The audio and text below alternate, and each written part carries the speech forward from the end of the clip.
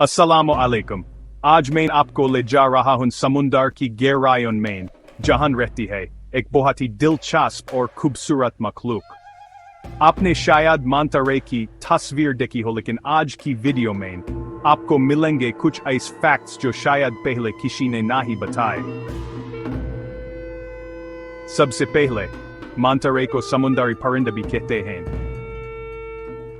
क्यों? क्योंकि जब ये पानी में तैरती है, लगता है जैसे कोई परिंदा आसमान में उड़ रहा हो।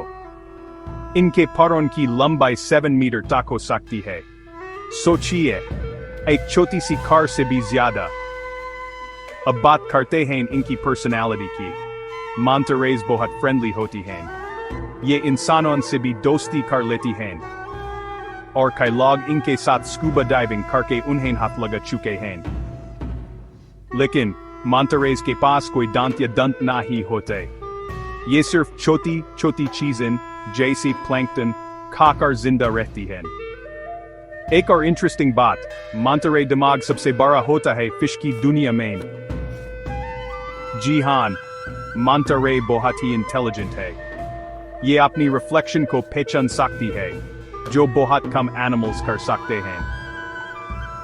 और जब मांटा रे को खतरा महसूस होता है, तो वो पानी के अंदर एकदम से 360 डिग्री की उल्टी मार सकती है,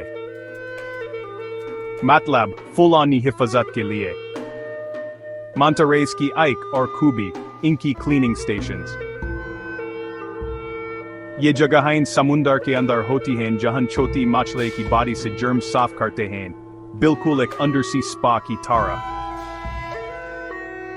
आखिर में मांटा रेज को इंसानों से कोई खतरा नहीं, लेकिन हमारी फिशिंग और पोल्यूशन से इनकी तादाद कम हो रही है।